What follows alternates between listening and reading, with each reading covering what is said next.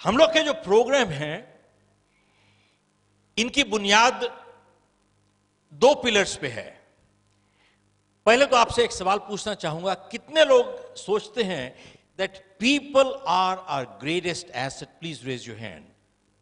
Not true, not true at all. साहब ध्यान दीजिएगा, people are not assets, only good people are assets, rest are all liabilities.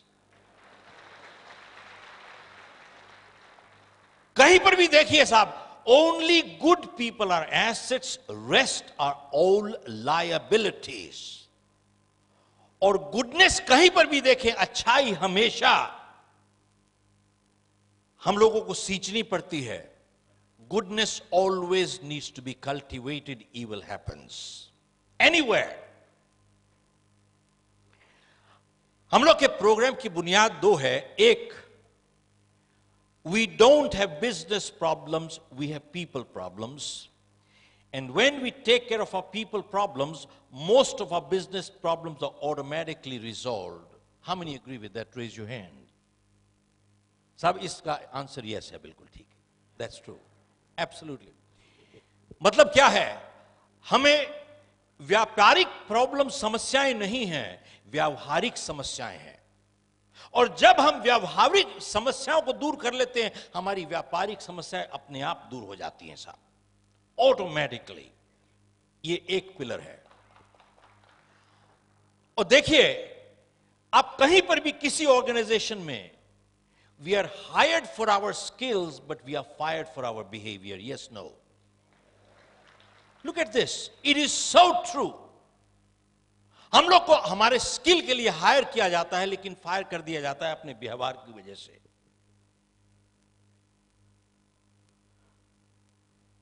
और दूसरी चीज, जब भी कोई इंसान यह कहता है कि यह मैं काम नहीं कर सकता, वो दो चीज कह रहा है, या मुझे करना नहीं आता या मैं करना नहीं चाहता। ध्यान से देखिए, जब कोई इंसान यह कहता है कि यह काम मैं नहीं कर सकता, दो चीज कह रहा है, या मुझे करना नहीं आता या मैं करना नहीं चाहता।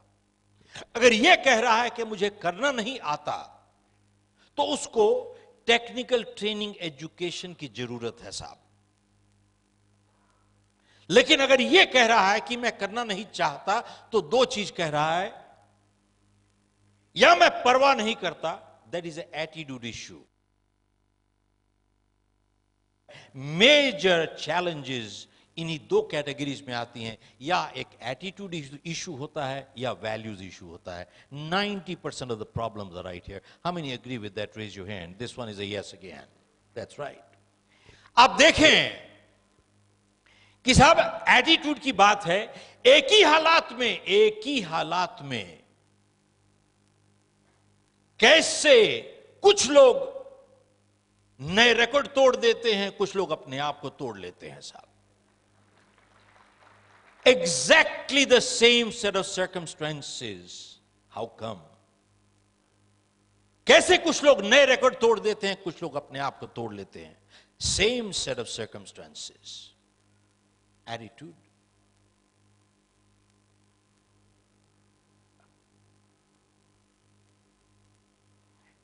आप लोगों में से कितने लोगों ने मुझे पहले सुना है? मैं हाथ खड़ा करके बताइए तो।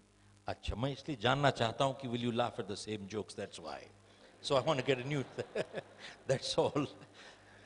So that I want to make sure I get different set of jokes. That's it. Okay.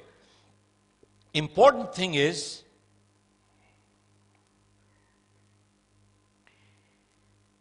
आप लोगों ने मोहम्मद अली का नाम सुना है साहब? Who was Muhammad Ali? The champion boxer. साहब जब वो रिंग में जाते थे, क्या कहते थे?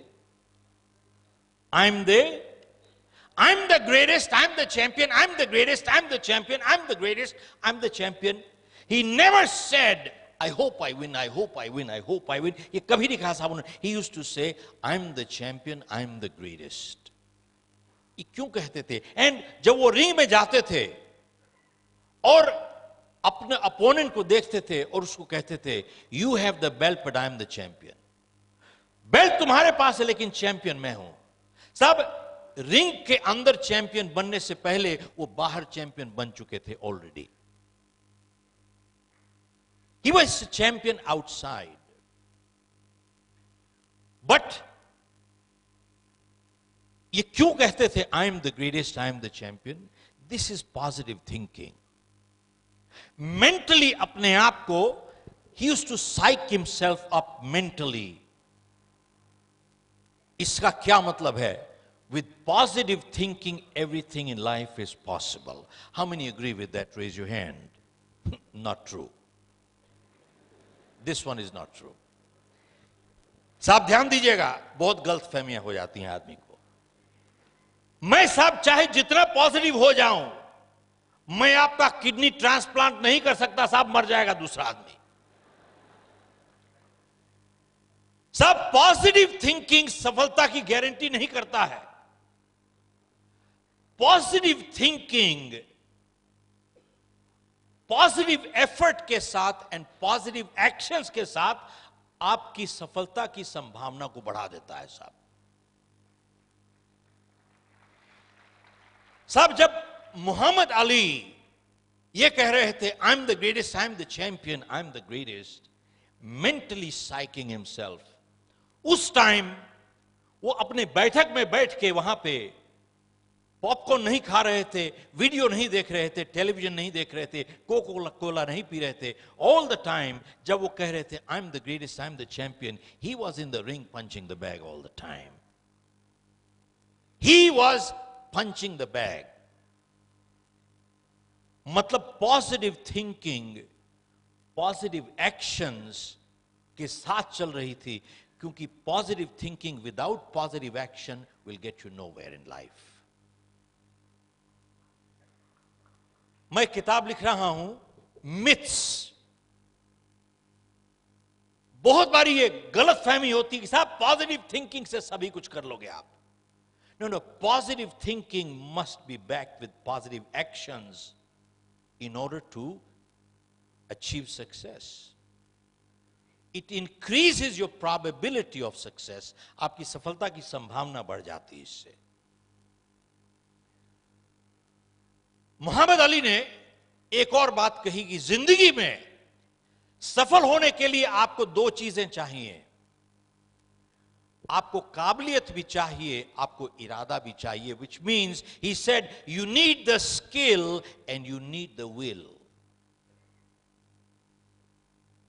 To succeed you need two things in life. You need the skill and you also need the will. एक के बिना दूसरी काम नहीं करेगी साहब. दोनों चीजें चाहिए आपको, काबिलियत भी चाहिए, इरादा भी चाहिए. लेकिन इन दोनों में से उसने कहा कि will is a little more important than the skill. They are both important, but will is a little more important than the skill. तो उसने कहा कि साहब जब मैं चैंपियनशिप बाउट लड़ रहा था तो मेरे अपोनेंट ने मुझे मार के गिरा दिया.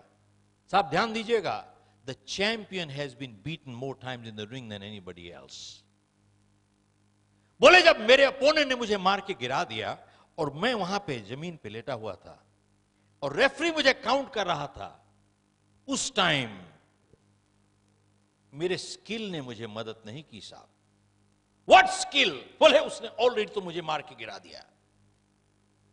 उस टाइम बोला इट वॉज माई विल जो मुझे कह रही थी बार बार, एक बारी फिर से उठ जाओ भाई, एक बारी फिर से खड़े हो जाओ, एक बारी फिर से खड़े हो जाओ साहब, एक बारी फिर से खड़े हो जाओ, एक बारी फिर से खड़े हो जाओ साहब. It was my will, it was not my skill that pick me up. One more time.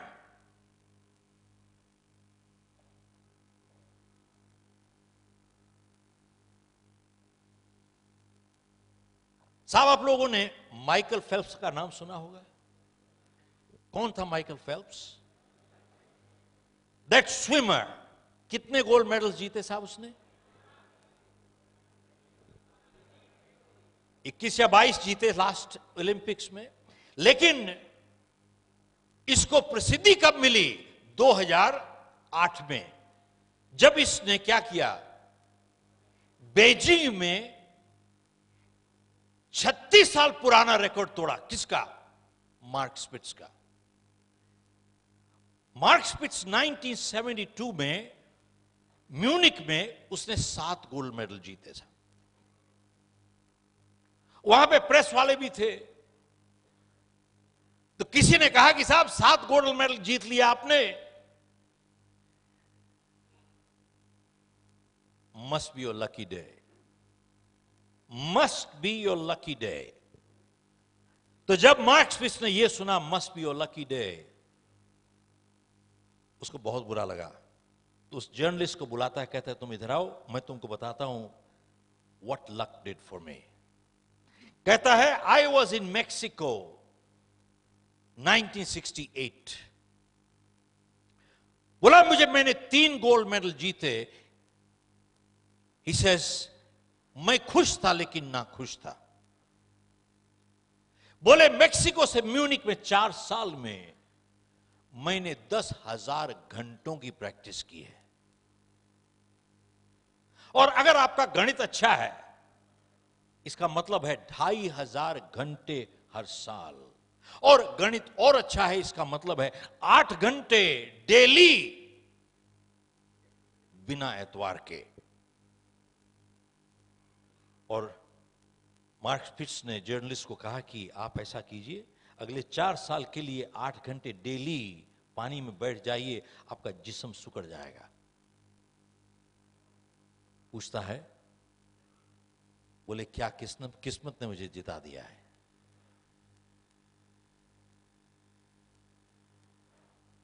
बोले साहब luck is not designed to deliver you these things in life. और उसने जवाब दिया, बोले एथलीट्स, ध्यान दीजिएगा, athletes train 15 years for 15 seconds of performance। बोले साहब एथलीट्स 15 साल की तैयारी करते हैं 15 सेकंड की परफॉर्मेंस के लिए। जाके उनसे पूछिए किस्मत ने दिला दिया उसको। हमारा ऑफिस है सिंगापुर में।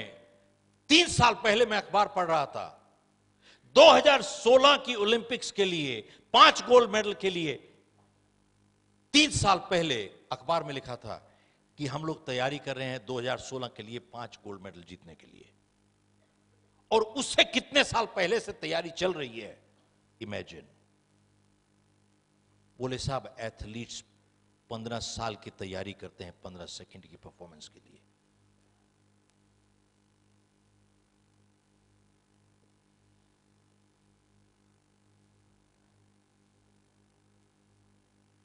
तो साहब ऐसा है,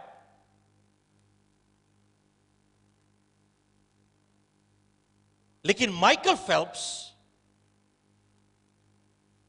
ने 8 गोल्ड मेडल जीते बीजिंग में। अब मैं यहां से हाथ देखना चाहता हूं, आप लोगों में से कितने लोगों को यह मालूम है कि 2 साल पहले ओलंपिक से 2008 से पहले माइकल फेल्प्स का हाथ फ्रैक्चर हो गया था साहब। one lady, I need to give you a gift. Come on up here. Only one person here. Look at this.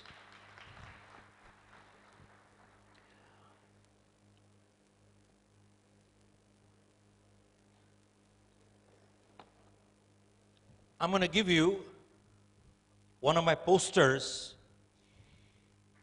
सब 35 साल पहले मैंने ये एक पोएम पढ़ी थी, इसने मेरी जिंदगी बदली।